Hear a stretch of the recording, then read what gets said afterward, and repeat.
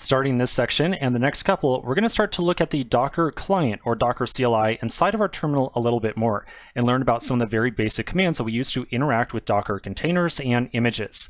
Now, fair warning here, some of these sections are going to be a little bit boring because we're essentially just going to be typing in commands and looking at the output that comes, but I'm going to do my best to make sure to share a lot of interesting information with you along the way. So let's get to it. The first command that we're going to look at is one that we ran very briefly before. It is a command that we're going to use to to create and run a container using an image. So at the command line, we're going to execute docker run and then the name of the image that we want to use as the basis for this container. Now we've already gone through this process once before. At the command line, we ran docker run hello-world. And then we saw that message appear on the screen. Now, using the knowledge that you now have about what a Docker container really is, I want you to think about what probably just occurred when we ran that command. Chances are that somewhere on our hard disk is an image that has that file system snapshot with one single program inside of it. Maybe that thing is called, I don't know, Hello World. Who knows what it's really called? So when we executed docker run hello world, we took that little snapshot of the hard drive, we stuck it into this little container thing, or this kind of grouping of resources, and then we executed the command run hello world. And so the running process up here was hello world, that thing ran, and then eventually exited. So that's what is happening behind the scenes when you execute that command. Now there's a lot of variations on this docker run command and a lot of very small subtleties around it. So let's take a quick pause. We're going to come back to the next section. We're going to start looking at some of the interesting features around the run command. So I'll see you in just a minute. In this section, we're going to continue looking at the docker run command, or some slight variations of it. Now, before I show you the next kind of variation on this command that we're going to look at, I want to give you one quick reminder. Remember, anytime that we execute docker run with an image, we not only get that file system snapshot, but we also get this default command that is supposed to be executed after the container is created. So the variation on docker run that we're going to look at is going to give you a way to override this default startup command. Here's how we do it. We'll execute docker run the image name, just like we did before, and then after that, we'll supply an alternate command to be executed inside the container after it starts up. This is an override, so whatever default command is included inside of the image is not going to be executed. Let's try this out right now and just see how it works. All right, so I'm going to find my terminal, and I'm going to execute docker run, and then I'm going to specify my image. We're going to use a different image than what we used before. We're going to use an image called BusyBox, and I'll tell you why in just a moment. After that, we'll list out the alternate command to execute inside the container after it is created. And so I'm going to say that I want to run a command echo hi there. So this right here is the override. This is a command that will be executed inside that container.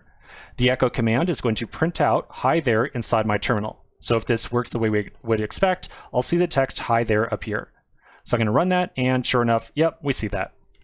We can change the text provided here to the echo command as much as we please. So I could say, bye there, or I could say, how are you? You get the idea. Now I want to show you a small variation on that command, and this is going to start to make things a little bit more interesting than just kind of echoing text back over to you. I want you to run docker run busybox, and then the override command that we're going to use this time is going to be ls. If you've never used ls before, it's going to print out all the files and folders inside of a given directory. So let's try running this and seeing what happens. So according to our Docker container, when we print out our files and folders, we have bin, etc, dev, home, proc, root, sys, temp, user, and var. These are all folders right here. And if you are on, say, a Windows machine right here, these folders might look very strange to you and very unfamiliar. So in fact, these are folders that are being printed out that are not belonging to you on your computer. These are folders that exist solely inside that container. I want to remind you about exactly what happens when we create a container out of an image. So over here, we've got the BusyBox image. It has some default file system snapshot and some presumably default command. You know, who knows what it is off the top of my head, but it definitely has this default file system snapshot. The BusyBox image has default folders of bin, dev, etc, home, proc, root, and so on, all the ones that you see listed right here. So when we create a new container out of that image, we take this file system snapshot, we stick it in as the folder for that container, and then the command that we execute is ls. So we list out all the files and folders inside of our hard drive, which then prints out bin, dev, etc, home, proc, and root. So that's pretty much it. Now, one thing you might be a little bit curious about is why we chose to use the BusyBox image here as opposed to the Hello World one that we were using before. Well, let's go back over to our terminal really quickly, and we're going to try running Hello World with the ls command. So I'll do docker run hello-world, and I'll do ls right here. And you're going to very quickly see that we get a kind of nasty error message. Well, let's try doing the echo command and see what happens. I'll do docker run hello world echo hi there, and we get a very similar error message here as well. So what's going on? Well, here's the issue. When we run the alternate commands, or those alternate echo and ls commands with BusyBox, those commands work because ls and echo are two programs that exist inside of the BusyBox file system image. Somewhere inside of this folder system right here is a ls command, or an actual ls executable, and a echo executable as well. And so we can safely execute those commands with BusyBox because those are programs that exist inside this file system. However, with our Hello World program over here, the only thing that exists inside this file system snapshot is a single program, like one single file. And all that thing does is echo out or kind of print out that singular message that we saw when we ran that container. So these startup commands that we are executing are being based upon the file system included with the image. And if we try to execute a command inside the container that uses a program that doesn't or is not contained within this file system, we're going to see that error. Okay, so a little bit more on docker run command. Let's take another quick break right now and continue in the next section. In this section, we're going to take another look at a very commonly used command. So the command that we're going to look at is docker ps. This command will list all the different running containers that are currently on your machine. Let's try running it right now and just seeing what happens. I'll flip on over to my terminal and I'll run docker ps. When I run this command, you're going to see some headers for a table. At present, we have no containers running our machine, so we have no entries inside this table. At this point, we've only been running images or creating containers that run very quickly and then immediately close down. So for example, when we were running docker run BusyBox and echo hi there, that container starts up and then almost immediately exits us back to the command line. So if we want docker ps to be meaningful at all, we have to have some container that is running for some longer amount of time. In order to get a container running a little bit longer, we could substitute the command that is executed when that container starts up. So rather than running echo hi there, I'll try docker run BusyBox, and then I'll do ping google.com. This is a command that's going to attempt to ping Google servers and measure the amount of latency. It's a command that's going to continue running for quite a long time. So here it is running right here, and as you can see, it takes about 2 or 3 milliseconds for me to ping Google and get a response back. This command is going to continue running, so we can now run docker ps in a second window, and we should see this container up here in the listing. I'm going to open up a second terminal window, and then I'll execute docker ps. And when I do so, I'll then see that running container. I'm going to get this on one line really quickly. There we go. So this is a print-up for the container that is currently running that was issued the command of ping google.com. We also see the container's ID, which we can use for a lot of other operations that we'll look into later on. We'll see the image that was used for the container. We can see how long ago it was created. We get a status. Currently, it's been up for 24 seconds. We'll see a listing of any ports that have been opened for outside access, and we're going to talk a lot about ports later on inside this course. And at the very end, we'll also see a randomly generated name to identify this container. In my case, the randomly generated name was Epic Corey. If I now flip back over to that running ping process, I can press Control-C on my keyboard to stop it. So I'll press Control-C right now, and I get kicked back to my command line. As you might expect, if I then run docker ps a second time, I would not see that container anymore. So docker ps specifically shows running containers. We can modify the Docker PS command just a little bit to show all containers that have ever been created on our machine. To do so, we can execute docker ps -- all. Oh, just 2 dashes, there we go. When we execute that command, we'll see a listing of all the containers that we have ever created. And so I'm going to zoom out again here really quickly just so I can see this table. There we go. So for every one of these containers, these have all been containers that we have started up and then have either been shut down on our behalf or shut down naturally. So for each one of them, we'll see the container ID, image, command, when it was created, its current status, in this case they're all exited, any ports that have been opened up, again we'll talk about those later, and the randomly generated name for each one. So in practice, we're going to end up using the docker ps command quite a bit to see what containers are currently running on our machine. One of the most common uses of docker ps is not only to see what's running, but also to get the ID of a running container. Because like I said, we very frequently want to issue commands on a very specific container, and for that we need its ID. All right, so that's the docker ps command. Let's take a quick pause right here and continue in the next section. In the last section, we ran the docker ps command, and we saw one variation of it, which was docker ps -- all. When we ran -- all on here, we saw that we got a printup of all the containers we'd ever started up on our machine, which is kind of interesting, because it kind of begs the question, when does a container really get shut down? Why does it get shut down? And what happens when it gets shut down? So starting this section, I want to start to show you a little bit around the life cycle of a container, which is going to give you a better idea of what's going on behind the scenes. Now, before first investigating or just jumping to the end, like figuring out what happens when a container gets shut down, I want to kind of go all the way to the start and really figure out what happens when a container is first created. Now, we've learned at this point that to start up a new container from an image, we use the docker run command. But when we looked at this diagram, remember we looked at this diagram like 2 or 3 sections ago, you'll notice that I had put some very particular terminology here. I said creating and running a container. Creating a container and actually starting it up are actually 2 separate processes. So there's actually 2 additional commands in addition to docker run that we can use to start up a new container. Docker run, running that at your command line, is identical to running 2 other commands together. First, docker create, and then docker start. As you might guess, the docker create commands is used to create a container out of an image, and then start is used to actually start an image.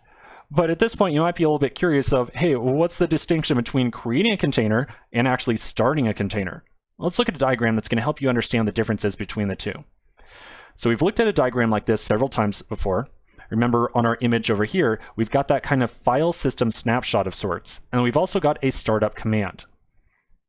The process of creating a container is where we kind of take the file system in here and kind of prep it for use in this new container. When we create the container, we're just talking about kind of prepping or setting up this file system snapshot to be used to create the container. To actually start the container, that's when we actually execute this startup command that might start up the process of like hello world, or in the case of that BusyBox one that we used, the echo hi there, or whatever process is supposed to be executed inside the container. So again, creating a container is about the file system. Starting it is about actually executing the startup command. So with that in mind, let's try flipping over to our command line really quickly, and we're going to start to investigate the differences between creating a container and starting a container. Over at my command line, I'm going to first try running the docker create and start commands with the hello world image. So I will first do docker create hello-world. When I run that command, I get this long string of characters printed out. This is the ID of the container that was just created. I can now actually execute the hello world command inside of this container by running docker start, and then I'm going to add on a little argument here. I'm going to say -a. We'll talk about what that is in just a second. And then I'm going to paste the ID that was just emitted right here. So I'm going to paste in that really long series of characters. And then when I run this command, we'll see that familiar welcome message appear. So what happened here? Well, again, first off, we kind of prepped the container by getting that file system ready. Then after that, we actually executed the primary startup command in there with docker start. Now, what was with the -a right there? Well, to show you what's going on with that, let's try running docker start again, but without the -a. So I'm going to run docker start, and then I'm going to again paste in, oops, I lost the thing. I got to do the create again very quickly. So there's my ID, and I'll do docker start, but without the -a this time. So when I run docker start, you'll notice that I just see the ID. The -a command is what's going to make Docker actually watch for output from the container and print it out to your terminal. So the -a specifically means, hey, kind of attach to the container, so to speak, and watch for output coming from it and print it out at my terminal. So when I put on docker start -a, that means give me any output that is coming from that thing.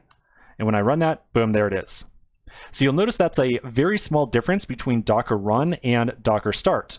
By default, docker run is going to show you all the logs or all the information coming out of the container. By default, docker start is the opposite. Docker start is not going to show you information coming out of the terminal. All right, so that's the differences between docker run and docker start and docker create. Let's take a quick pause right here. We're going to come back to the next section, and we'll talk a little bit more about exactly what it meant when we saw with the docker ps all that exited status. So quick break, and I'll see you in just a minute. In the last section, we started investigating the life cycle of a container by using the docker create and docker start commands. We're now going to start to investigate the status of some of those containers that we've already started up on our machine, but have closed down for some particular reason. So we can print those all out with docker ps --all. You'll notice that I have just one container listed as exited now, whereas before I had like 30. The reason for that is that I ran a command between the last video and this one to kind of par down that list. And of course, I will show you that command in just a second as well. So at this point, the only stopped or exited container that I have on my machine is this one right here. Let's try creating and running and then stopping one more container just to make sure that we're kind of on level footing. So I'm going to execute docker run busybox echo hi there. If I then do docker ps --all again, and then zoom out so I can see this a little bit better, there we go. I'll see the ID of that container. I'll see the echo hi there, and I can definitely verify that its status is definitely exited right now. When a container is exited, we can still start it back up. So just because a container stopped doesn't mean that it's like dead or cannot be used again. We can very easily stop and then start containers again at some point in the future. To start a container back up, we can take its ID and then execute docker start and paste that ID in. Remember that if we use docker start without the -a flag, however, we won't see any output from it. And so it might be a little bit more useful to do docker start -a and then the ID. And when I do that, you'll notice that it printed out hi there again, which is kind of interesting. Let's take a look at a diagram to really understand this entire series of commands that we just issued. All right, here we go. So we've got our busybox image, and at some point in time, we definitely ran docker create or docker run. That took our file system snapshot and essentially got a reference to it inside the container. We then provided that override command of echo hi there. So that was the primary running command inside the container. That command ran, it then completed, the container exited naturally. When we then ran the docker start command a second time, what happened was the running process, or this primary command, was issued a second time inside the container. When you have a container that's already been created, we cannot replace that default command. As soon as you start it up with the default command, that's it. The default command is then in place. So we cannot do something like, say, docker start -a, the ID, and then try to replace the default command. I can't do something like echo by there. So in theory, this would be us trying to replace the default command. Again, can't do that. And if we try to run it, it's going to misinterpret the command that we just issued. It's thinking that we're trying to start up multiple containers at the same time. So once we have started up a container and let it exit, we can start it back up again, which is going to reissue the default command that was used when the container was first created. All right, now it might seem like going over all this lifecycle stuff is kind of unimportant. It might seem like I'm going really far into the weeds with it, but trust me, having a solid understanding of the life cycle of a container is going to be so incredibly useful later on when it really comes down to figuring out how to troubleshoot these things and debug a running container. So I think we got a better idea on the life cycle of a container. So let's take another quick break and continue in the next section. In the last section, I'd mentioned that I'd cleared out all the stopped containers on my machine. And so I thought you might be curious on how I did that. If I run docker ps --all right now, I can see that I currently have 2 stopped containers. So these containers right now are essentially just taking up disk space on my computer. And so it might be to my advantage to try to entirely delete them and not just leave them in this stopped state. To delete all these containers, I can run docker system prune. I'll then be presented with a warning here. So just to be clear, this is not only going to delete stopped containers, it's also going to delete a couple of other items as well, most notably your build cache. The build cache is any image that you have fetched from Docker Hub. So after running docker prune, you will have to re-download images from Docker Hub, which is not a really big deal. Just be aware that you're going to have to wait a couple minutes the next time you start up a container. Not really a couple minutes, but a couple of seconds, really. So we can enter in yes, hit enter, and then it will tell us about the deleted containers, and it'll tell me also how much space has been reclaimed by deleting those resources. If I then do another docker ps --all, I'll see that I do not have any stopped containers whatsoever. I really recommend you keep the docker system prune command in mind, because anytime that you're kind of done working with Docker for a period of weeks or months, or if you decide you just don't want to work with Docker again at all, you will want to run this command to delete any containers that are still just kind of sitting around, eating up disk space. All right, let's take another quick break and we'll continue in the next section. We were just talking about the differences between starting and creating a container. Along the way, we ran the command docker create, and then something like busybox echo hi there. We then got this printout of the container ID that was created, and then we found that we could start up the container by running docker start and then pasting the ID in. However, there was a little catch to that. We found that in order to actually see information being printed out from the container, we had to add in that -a flag right there. So what would happen if you wanted to get all the output from the container without having to add in that -a flag? For example, let's imagine that running docker start like this was a really expensive process, and we started up a process inside there that would take many minutes to run. Chances are, if we forgot to add on the -a flag to see the output from that, we might be a little bit frustrated with ourselves, because then we would have to rerun docker start -a a second time and wait another couple minutes. In order to get around that, we can make use of an additional command of docker logs and then the ID of the container that we want to get output from. The logs command can be used to look at a container and retrieve all the information that has been emitted from it. Let's try using that docker create, start, and then logs command again and seeing what happens. So I will do docker create busybox, and I will echo hi there. I'll then take that ID and run docker start and paste the ID. That starts up the container. It executes echo hi there inside of it, and then it immediately exits. And so now at this point, I want to go back to that stopped container and get all the logs that have been emitted inside of it. So to do so, I can run docker logs and then paste that ID in. And I'll see that when the container had been running, it had printed out the string hi there. One thing to be really clear about is that by running docker logs, I'm not rerunning or restarting the container in any way, shape, or form. I'm just getting a record of all the logs that have been emitted from that container. The docker logs command is something that we're going to be using quite a bit as we are trying to debug or set up new containers, because as you can see, it's a really good way to kind of inspect a container and see what's going on inside of it.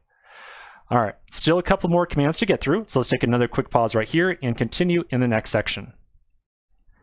In all these commands we've been running with docker create and start, there's kind of one oddity that I want to show you really quickly. Let's do a container creation and then a start, and you'll see some kind of weird behavior. I'm going to run docker create busybox, and then we're going to set up that ping command again. So I'll say ping google.com. That's going to create the container. I can then copy the ID right here and do docker start and paste that ID. And you'll notice that I did not put in the -a. So I have not attached this container. When I run that command, I see the ID of the container echoed back to me. And then I can do a docker logs and paste that ID in. And I'll see that, yep, it is in fact running the ping command. And if I do the docker ps command, I can see, yep, that container is running and it's continuing to execute the ping command. Now there's just one kind of odd thing here. How do we actually stop this container? Remember, the ping command is going to essentially go on forever, and we have to actually send it a signal and tell it, hey, ping command, please stop, like you're all done. No need to reach out to Google anymore. So we need to figure out a way to stop this running container. In the past, we've just been hitting Control-C on our keyboard, or we've allowed the container to automatically stop itself, as was the case with the echo command. So in order to stop a container that seems to be running amok on its own, we can issue either the docker stop command or the docker kill command. Both these are going to stop the running container, but they look like they kind of do the same thing here, so what's the difference between them? Well, here's what happens behind the scenes. When you issue a docker stop command, a hardware signal is sent to the process, or the primary process inside that container. In the case of docker stop, we send a sig term message, which is short for terminate signal. It's a message that's going to be received by the process, telling it essentially to shut down on its own time. Sig term is used anytime that you want to stop a process inside of your container and shut the container down, and you want to give that process inside there a little bit of time to shut itself down and do a little bit of cleanup. A lot of different programming languages have the ability for you to listen for these signals inside of your code base. And as soon as you get that signal, you could attempt to do a little bit of cleanup, or maybe save some file or emit some message or something like that. On the other hand, the docker kill command issues a sig kill or kill signal to the primary running process inside the container. Sig kill essentially means you have to shut down right now, and you do not get to do any additional work. So ideally, we always stop a container with the docker stop command in order to give the running process inside of it a little bit of time to shut itself down. Otherwise, if it feels like the container has locked up and it's not responding to the docker stop command, then we could issue docker kill instead. Now, one kind of little oddity or interesting thing about docker stop, when you issue docker stop to a container, if the container does not automatically stop in 10 seconds, then Docker is going to automatically fall back to issuing the docker kill command. So essentially, docker stop is us being nice, but it's only got 10 seconds to actually shut down. So let's now try using these commands on that kind of runaway container that we have right now. So I'll again do docker ps, and I'll see that the ping google.com container is still running. So I'm going to take the ID right there, and I'll issue docker stop, and then I'll paste that ID in. And then we're going to wait. And notice how we're kind of waiting here? We're going to end up waiting just about 10 seconds. We're waiting 10 seconds because it turns out that the ping command does not properly respond to a sig term message. The ping command doesn't really have the ability to say, oh yeah, I understand you want me to shut down. The ping command is rather, I don't know, what's the term for it? The ping command wants to do its own thing and it just wants to run forever. And so after we waited those 10 seconds, eventually the kill signal was sent to it, telling it, hey, ping, you're done, get out of here, shut yourself down. And so that's why we had to wait a couple of seconds. Let's now take that container ID again. We're going to start the container back up and try killing it this time with using docker kill. So I'll first start the container back up with docker start, and I'll paste the ID in. And then I'll issue a docker kill and paste the ID again. And this time you're going to see that's it, instantly dead, no grace period, just get out of here. All right, so that's it. That's the two commands that we're going to use for closing down containers that are running. Remember, you can always get the ID of the container ahead of time with docker ps. You can copy the ID and then run either docker stop or docker kill. And in general, I do recommend you use docker stop to give the processes inside there a chance to shut down. And if they don't shut down nicely, as we saw with the ping command, eventually Docker is going to fall back to issuing a kill on the container instead. All right, so that's pretty much it. Let's take another brief pause and continue in the next section. Much earlier in this course, like in the first 1 or 2 sections, you saw me start up a new copy of Redis on my computer by using Docker. As a reminder, Redis is an in-memory data store that's very commonly used with web applications. You saw me start up a Redis instance using Docker, and it seemed to be really easy and very straightforward. But I want to show you kind of an oddity around using Redis with Docker very quickly. I took the liberty of installing Redis on my local machine directly without Docker being involved whatsoever, because I want to show you the normal way in which we might interact with Redis.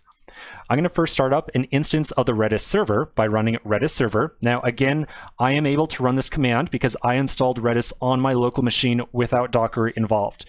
Chances are you do not have Redis installed on your computer, so don't try to run this command because it's probably going to result in an error. Now, when I run that command, you're going to see that, yep, I get an instance of the Redis server running. It's in memory. It's ready to store data or do whatever I need it to do. One of the very common ways in which we can kind of poke into this thing or into this server and inspect the data that is inside of it is by using a second program called the Redis CLI. So on my computer, I've already got Redis server running. I'm going to now start up a second program called Redis CLI. And again, the entire purpose of this thing is to kind of reach into that server and poke around inside of it. So I'm going to open up a second terminal window and I'll run Redis CLI. And that gives me a little prompt right here that allows me to issue commands directly to the running Redis server. And so I can do something like store my number, or excuse me, not store, but set my number is 5, and then I can then retrieve that value, and it prints out 5. So this right here is the normal interaction that you would see with Redis CLI. Clearly, it's really nice to be able to run the Redis CLI and interact directly with information inside that running Redis server. All right, so now you're probably wondering, where am I going with this? Well, let's try starting up Redis using Docker, and then you're going to very quickly see some interesting behavior around Redis CLI. So let's give it a shot. I'm going to stop my running stuff, and then I'm going to start up an instance of Redis on my machine using Docker run Redis. Now it's going to start up just about instantly for me. For you, it might take a second or two as it has to download the image, but overall it should be pretty darn quick. When you start up Redis, you might see a couple of warnings. Those are totally fine. You can ignore them. Just make sure that the very last line that you see is something that says ready to accept connections. So as long as you see that, you're good to go. All right, so this right here, what we are running right here is the Redis server. So I now want to start up a copy of the Redis CLI and try to work with the information that is being handled inside of this server. As you saw just a moment ago, I was able to open up a second console window and run Redis CLI. So well, maybe for Docker being involved here, maybe we just have to run like Redis CLI here. Oh no, that clearly doesn't do anything.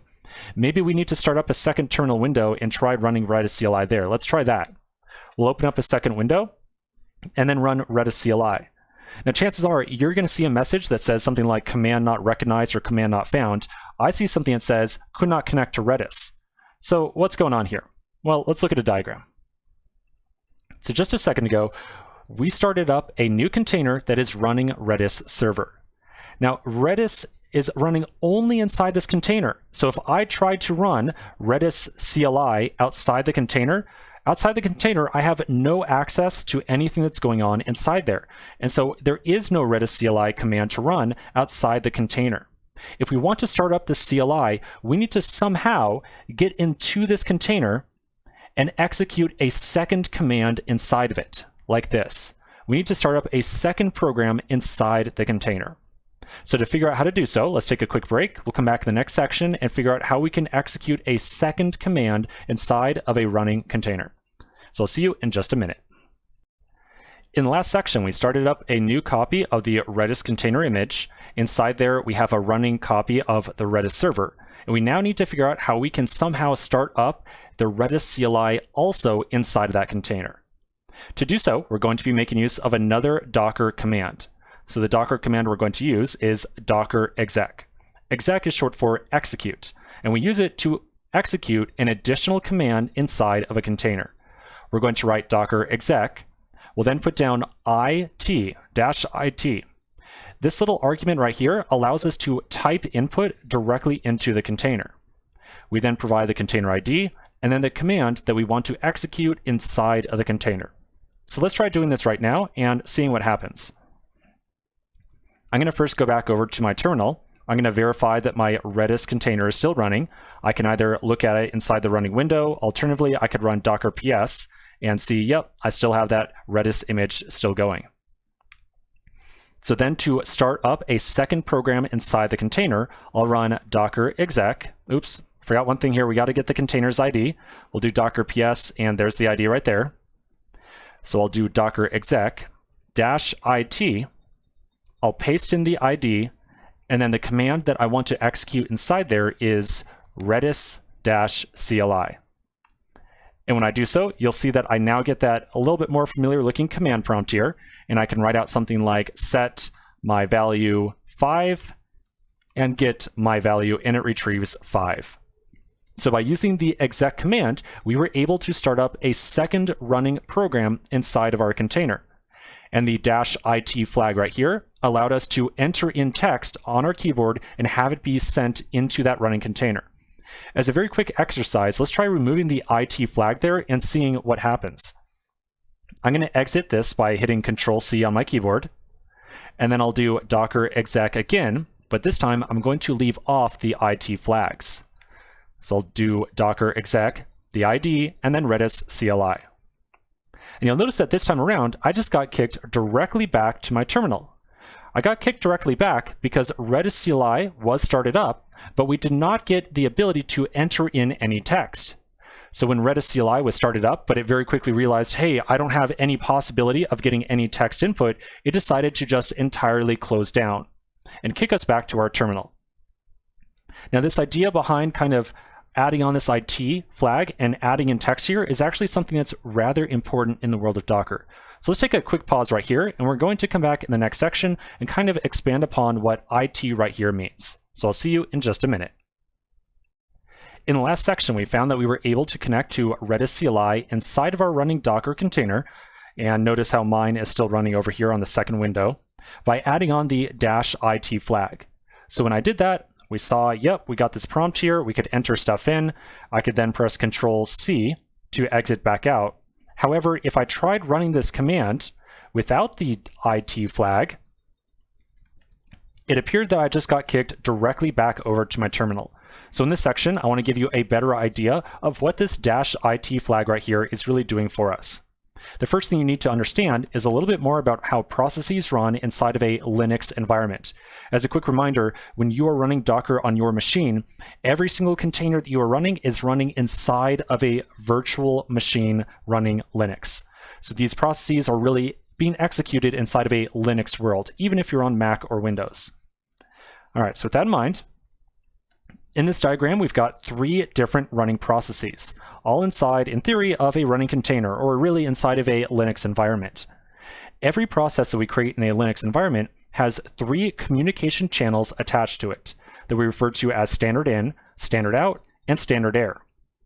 These channels are used to communicate information either into the process or out of the process. Standard in, as you might guess, is used to communicate information into the process. So when you are at your terminal and you type stuff in, the stuff you type is being directed into a running standard in channel attached to, say, the Redis CLI. The standard out channel that is attached to any given process is going to convey information that is coming from the process. So standard out might be redirected over to your running terminal, and that's going to end up as being stuff that is going to show up on the screen. Standard air is very similar, but it conveys information out of the process that is kind of like an error in nature. So if Redis CLI has some error inside of it, that's going to be communicated to the outside world over the standard air channel. And very similar to standard out, that's going to be redirected to show up on the screen of your terminal. So how does that relate to the IT flag when we do the docker exec -it? Well, the IT right here is actually 2 separate little flags. In reality, it's a -i and a -t, like so. But by convention, we usually just kind of shorten it down to be simply IT, which is 100% equivalent to the 2 separate flags.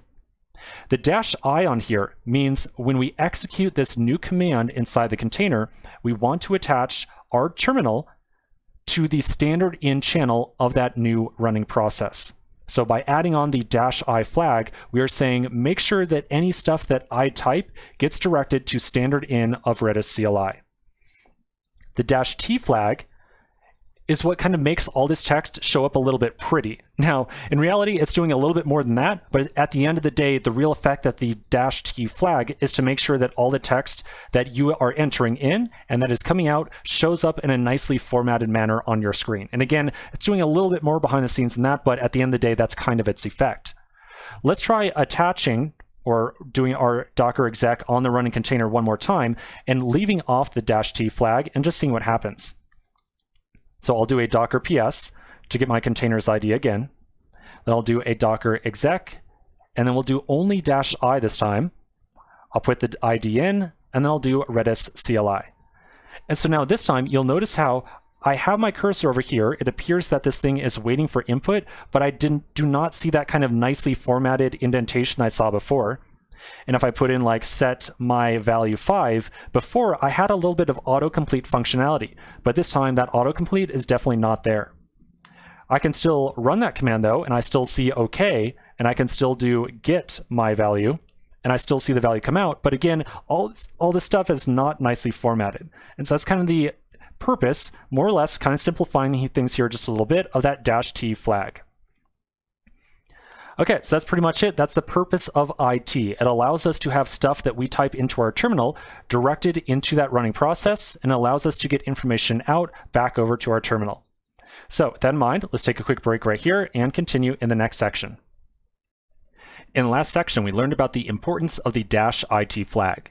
In this section, I want to tell you about one last use of the Docker exec command. And this use of it is probably going to be the most common that you're going to be making use of on your own personal projects. A very common thing that you're going to want to do when you are using Docker is to get shell access or terminal access to your running container. In other words, you are going to want to run commands inside of your container without having to rerun Docker exec, Docker exec, Docker exec again and again all day. So in this section, I'm going to show you how you can open up a shell or a terminal in the context of your running container. So here's what we're going to do. I'm going to flip back over to my terminal. I'm going to verify that I'm still running that Redis container. I'm going to open up a second terminal window. Inside of here, I'm going to run Docker PS and get my container ID. And then I'm going to run Docker exec -it. I'll put the container ID in, and then here's the magic. I'm going to put in sh. And we'll talk about what sh is in just a second. I'm going to run that command, and you'll see that I get the little pound over here. Once I'm in here, I can now start to type out typical commands that I would expect to be able to run in a Unix environment. So for example, I could change my directory to my home directory.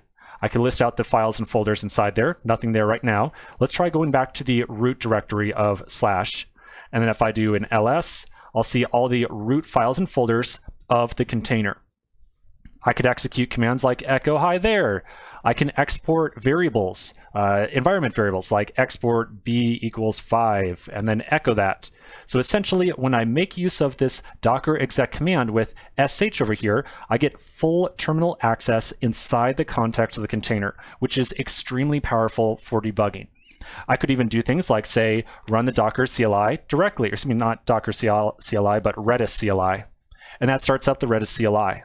And then when I'm all done, I can hit Control-C, and it looks like nothing's happening. So quick shortcut here, if you ever are in a container and it feels like you can't hit Control-C to exit, you can always try hitting Command-D, or excuse me, Control-D to get out as well.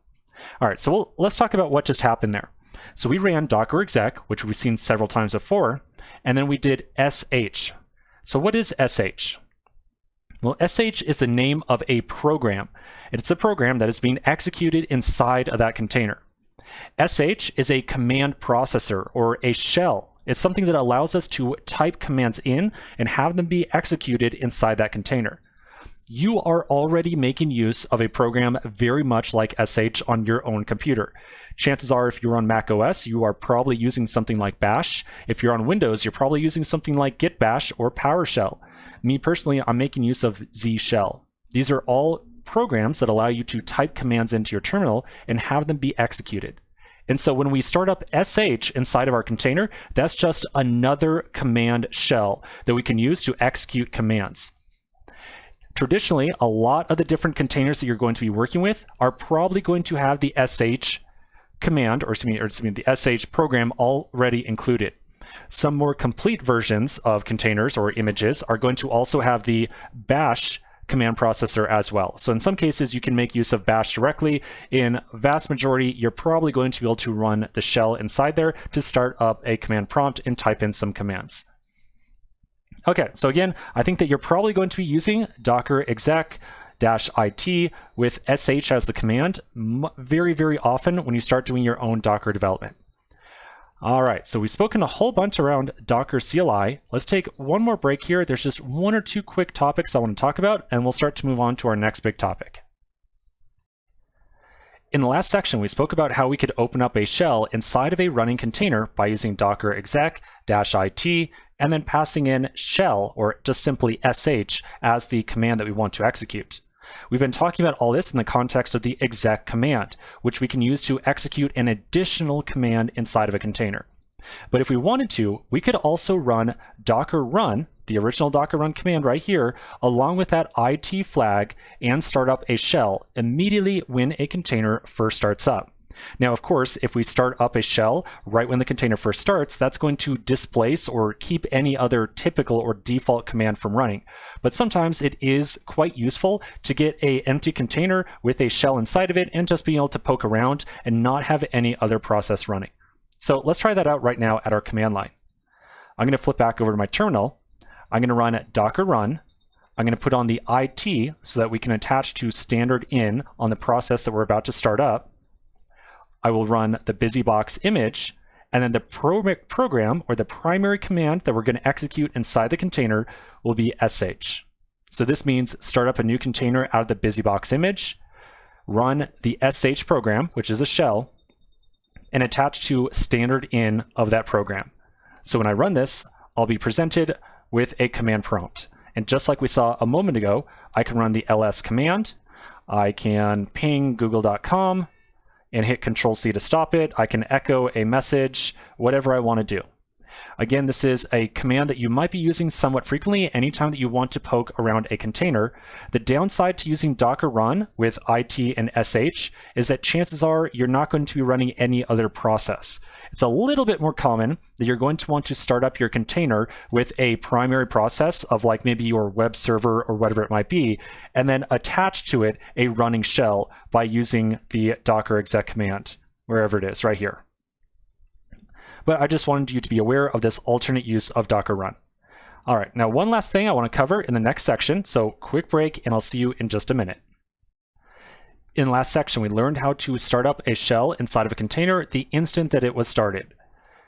By the way, if you have a little bit of trouble exiting from this by hitting Control-C, which is usually how we exit out of a container, remember you can either press Control-D on your keyboard or you can just type in exit like so, and it will kick you back out.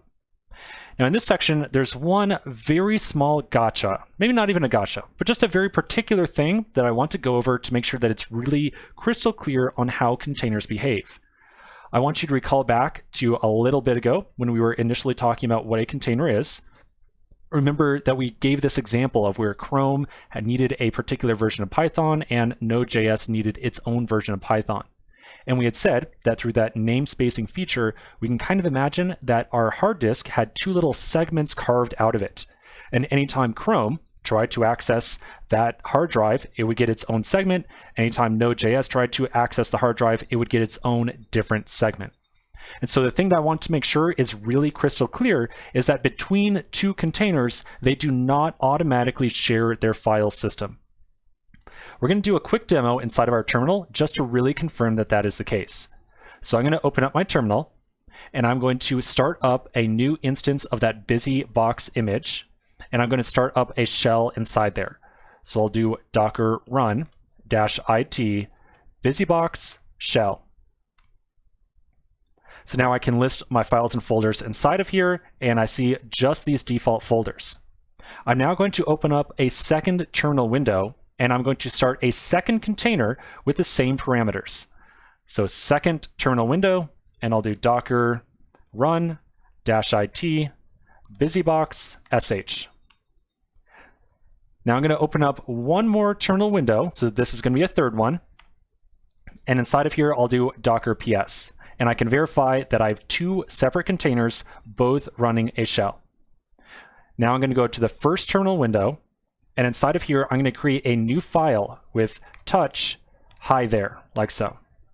That's going to create a new file called hi there. There it is right there. I can run ls and I'll see the file appear right away. Now here's the fun part. We're going to go over to the second terminal window and I'll do an ls over here as well. And of course, I am not going to see that file of hi there because these two running containers have absolutely completely separate file systems and there's no sharing of data between the two.